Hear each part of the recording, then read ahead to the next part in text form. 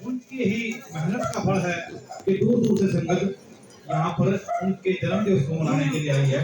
उसके लिए आप लोग बधाई के पात्र हैं। मैं प्रथम बार आज महात्मा सुरेशदास जी के बुलावे पर पिछली बार आए थे, मैं नहीं मिल पाया क्योंकि सतगुरु रविदास जी महाराज के नाम से एक सरोवर का निर्माण गांव जोड़ला में हम कर रहे हैं, जो लगभग 8 एकड़ जगह है। उसमें गुरु रविदास जी महाराज के नाम से छात्रावास, इसमें लगभग 200 कमरे, बड़ी लाइब्रेरी, इसलिए कि समाज का उद्धार करना है, समाज को उच्च दिशा में लेकर जाना है।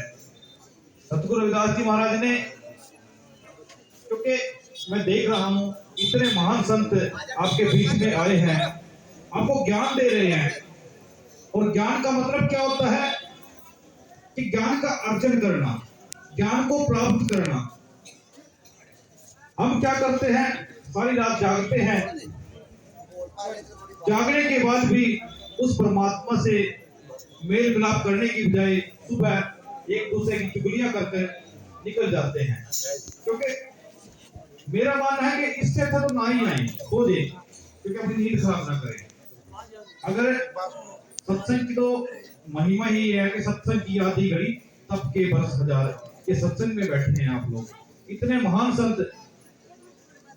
आप तो एक रात जागती है तो हर रोज कभी इस गांव में, कभी उस गांव में, कभी उस शहर में सत्संग फरमाते हैं। क्या गो बंजारो राम का मेरा टांडा ला दिया जाए। सतगुरु रविदास जी महाराज ने भी फरमाया था कि मैंने राम नाम धन ला दिया है, अगर कोई ले सकता है तो ले लो, क्योंकि मैं तो गाड्डे के अंदर उस राम नाम को बांटता हुआ फिर रहा हूं। मगर लेना किसको है, हम सबको लेना है।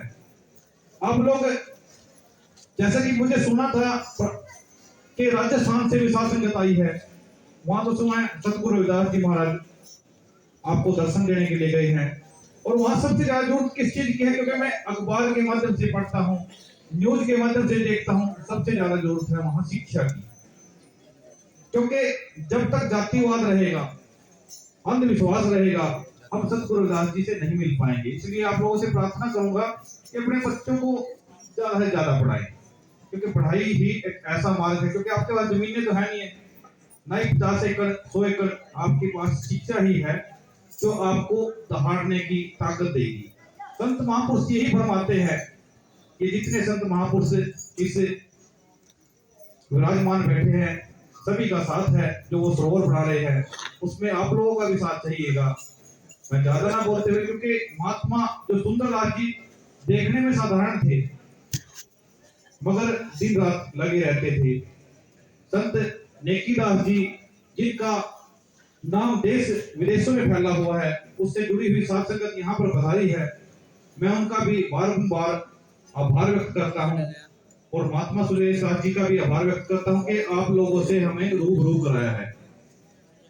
संत महापुरुष हमें, देखो, अगर सुनने का, अगर हम सोचे कि सुनना क्या चाहते हैं, क्या हमें प्राप्त करना चाहिए, तो गुरु रविदास जी महाराज कहते हैं कि क्या मथुरा क्या द्वारका, क्या काशी हरिद्वार, रविदास खोजे दिल अपना तो मिला दिलदार। क्या अगर खोजना है, अगर आपको परमात्मा की खोज करनी, फिर तो कहीं भटकने की जरूरत नहीं है, फिर तो आपके दिलों में ही है परमात्मा। वैसे आवागमन के लिए आप जा सकते हैं। और सबसे बड़ा सुख भी इसमें बताया सतगुरु रविदास जी महाराज ने कि सत शक्ति से होत है सब पापन का नाश, बजरा सभी बोध नहीं सत पाख हरिदास। कि सच एक ऐसी वस्तु है, अमूल्य वस्तु है, जिसको आपको सीधे नहीं करना पड़ेगा। आप चुगलियां कर लोगे, कुछ कुछ कह लोगे, मगर एक सच है सबको साफ कर देगा। इसलिए आप सच का साथ ले, शिक्षा की ओर जाएं। संत मत आपको यही ज्ञान देता है कि आप नेक कमाई करें, नेक कमाई जो ग्रह जीवन नहीं जाए, रविदास हमारे राम रह ग्रह में मिली वाई। और संत कबीरदास जी महाराज भी फरमाते हैं, ना मैं जप में, ना मैं तप में, ना मैं पूजा उपवास में, ना मैं क्रियाकर्म में रहता, ना श्वासों के सांस में, खोजी होए तो तुरंत मिल जाए एक पल की तलाश में। कहे कबीर सुनो भी साधु, मैं तो हूँ विश्वास में। अगर विश्वास है आपका तो परमात्मा आपको कहीं भी मिल सकते हैं, अगर विश्वास नहीं तो दिन रात घूमते रहो, फिर कहीं नहीं मिलेगा आपको। एक छोटी सी साखी सुनाता हूँ। एक गांव के अंदर लगभग 12 वर्ष से वर्षा नहीं हुई, बारिश नहीं हुई। तो गांव में किसी ने कहा कि हवन कराते हैं, और हवन करेगा चलेगा 12 दिन के लिए, और 12वें दिन बारिश आएगी।